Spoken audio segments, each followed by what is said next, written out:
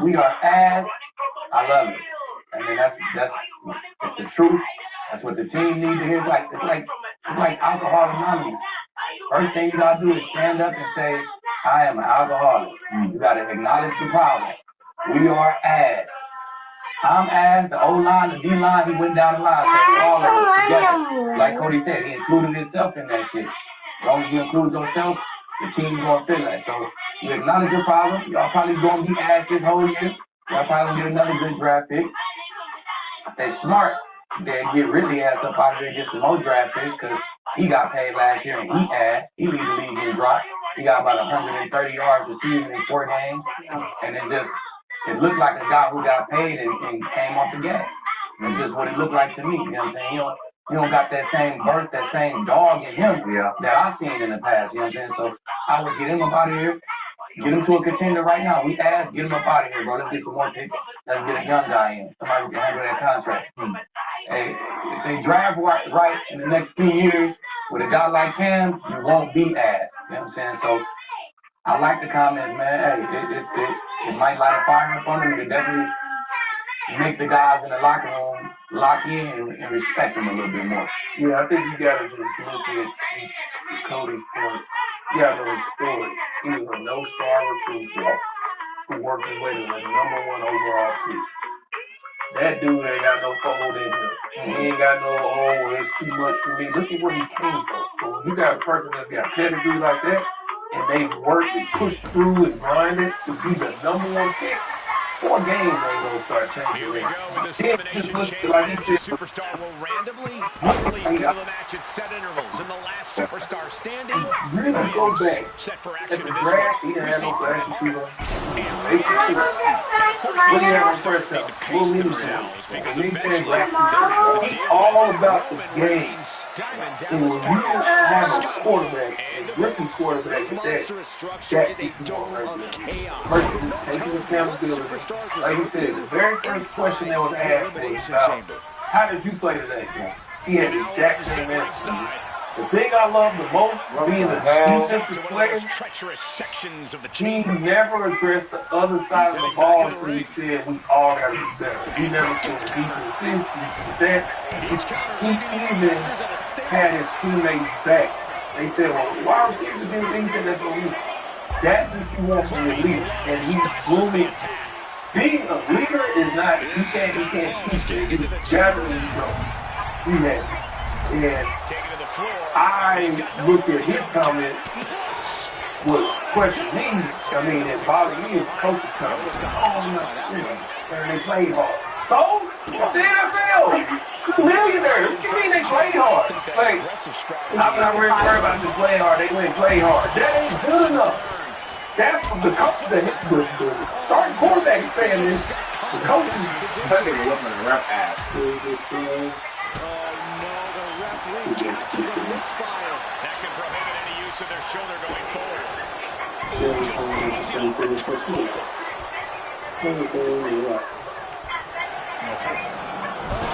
Blasted right into the corner. Oh, the arm taking the brunt of that. So much damage inflicted. Looks like Roman Reigns is next into the confusion of the elimination chamber. Coordinating the count. Caught with a punch. Mounting their downed opponent and firing off a series of blows. You still have 5 times more likely to get the best than you know. You got winner? Your best tool is that Attack on the leg. if you don't have someone who's trying to attack, the one that thinks you don't worry about that. You're something you're not obligation to attack for the you have never to do that.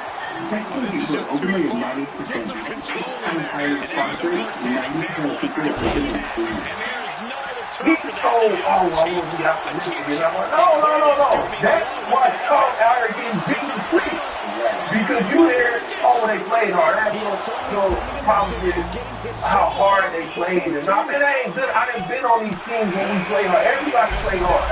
Like, we play hard. We love to play football. Play hard.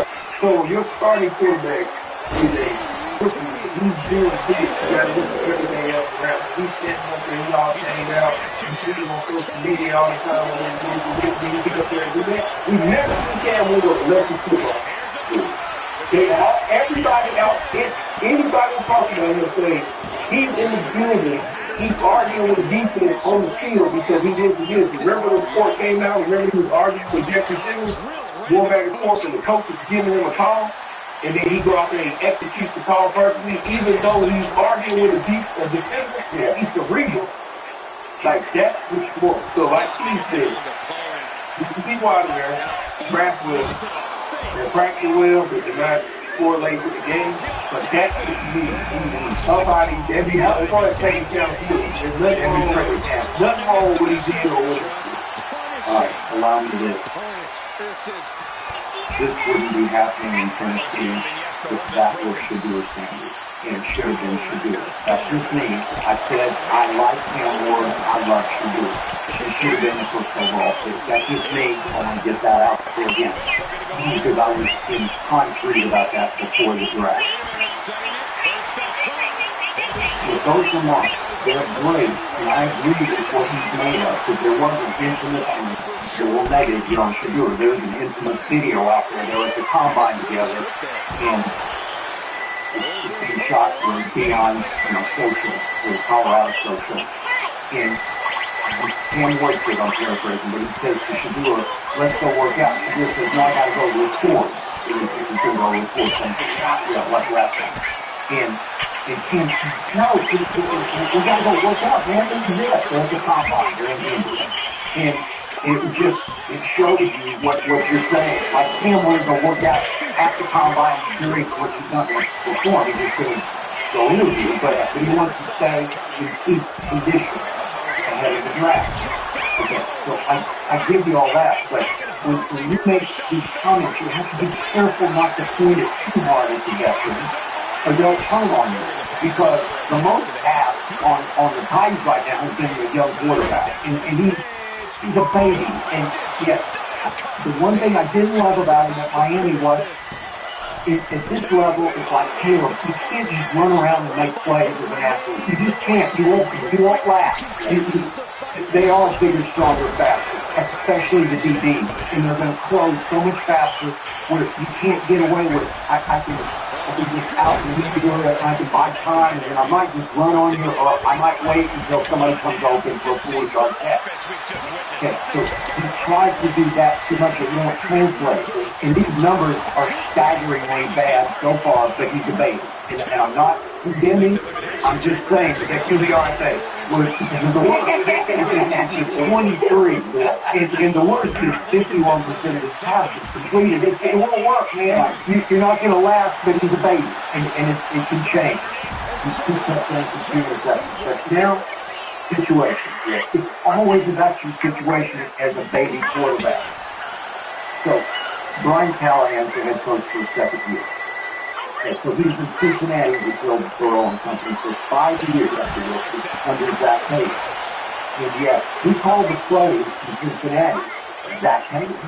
Okay, so Brian Callahan had never called plays until he finally gets the head coaching job, and I'm like, and you're qualified to do what? You're proven you can do what? So,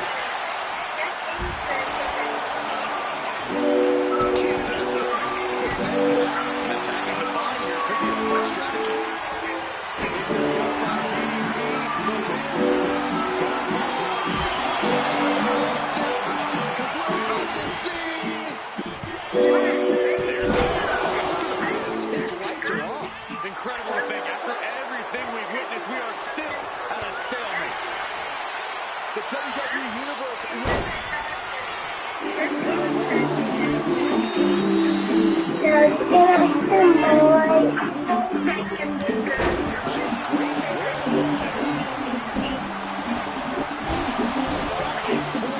That'll give you whiplash.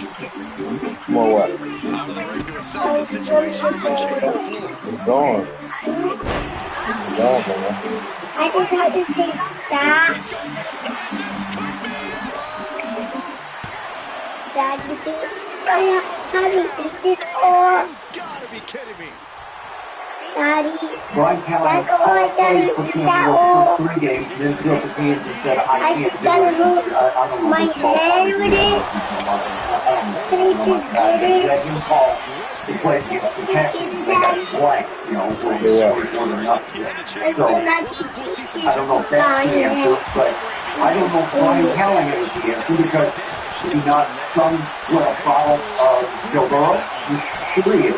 You can argue Zach Taylor's a product of Joe Burrow right here as we speak. Because I'm looking at Twitter last night. Product of time. Okay, all right, there you go. Same concept.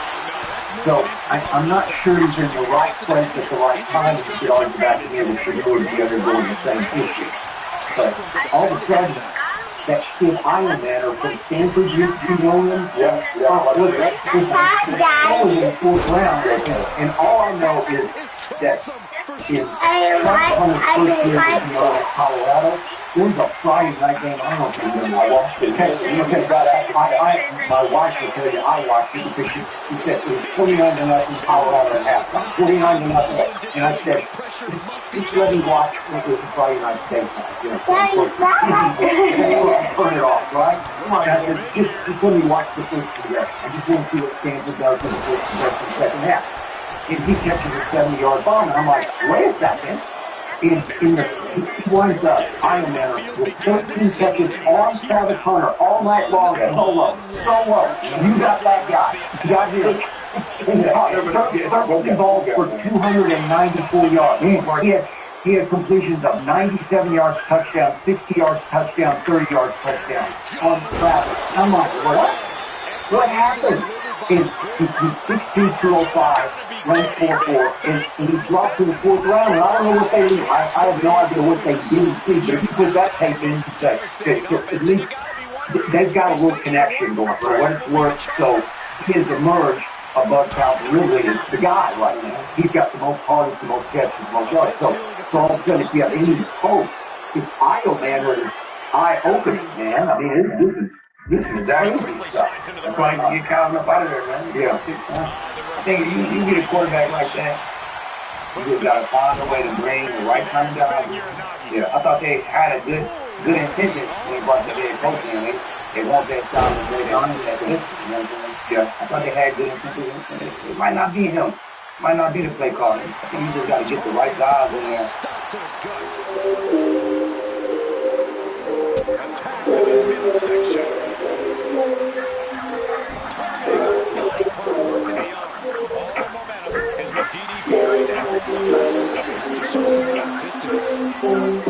Anything to the unforgiving chamber floor here.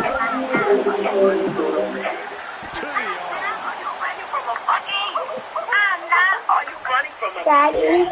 Check to the gun. Always tomorrow. Not looking in any condition to fight. More like a sitting duck here.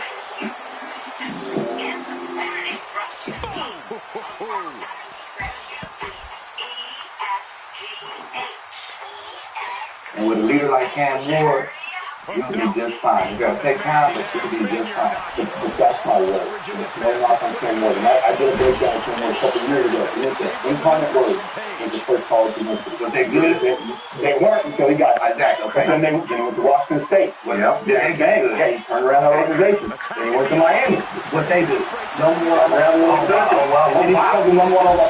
I'm not worried about Cam Ward in this situation. What I'm worried about is if Brian Callahan doesn't work. That doesn't work at the end of this year, and they get rid of Callahan. Halfway through the year, and then you're on your second head coach and play ball in year 2.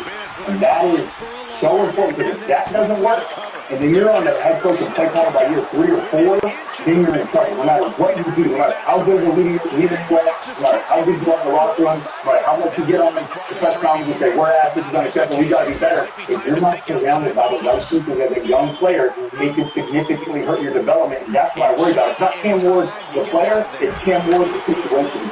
That's the biggest issue I have right now, and I'm just really hoping that the Titans can figure it out. In the last couple of years, I haven't seen anything to make me say, they'll be all right, they're going to figure this out. Callahan's the guy, they're going in the right direction. I just don't have that feeling, besides drafting Cam Ward. Yeah. And you know, some other pieces around them, but it's just, it worries me that they're not going to get it figured out and do right by number one. Because if they don't, and you lose that confidence, not in week 4, but if they go 2-14 or they're 0-9, and then you keep seeing these interviews, that optimism, that positivity is slowly going to fade. I'm not saying that he's a guy that can't handle it, but that worries me, man. Did you lose your love for football in Cleveland? Or? I did. And I'll, real quick, I don't want to talk about me, but I mean, yeah, so I take over, start there.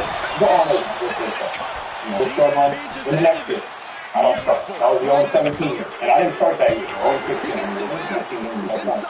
I didn't start a game that year. So I wasn't on the roster. Don't put that on me. But after that, I went to Jacksonville. That was the year after they played Tom Brady in the AFC Championship game. But after that, they started struggling. I was a part of that offseason. Then I go to Philly in offseason. Then I go to New England. And then COVID hits. And then, I'm a free agent. After they release me, they bring some other guys back. And I had opportunities to still play. And this is honest to God true, Skip. I didn't have that same love. I had teams that would offer me to go in and be a backup and be one of those guys, the second or third string, compete for that spot. I lost that love because of the first 2 years I had in Cleveland. It really does, man. I'm not saying I'm built like him more. He's gone through a lot more than I have, and I would love to have a tenth of what he has in his mind and the personality he has. But I've seen it too many times with other guys who get put in bad situations, who have all the talent in the world, and because the organization doesn't do right by them, they fall off and they don't get that opportunity. Well, let's talk about the second overall.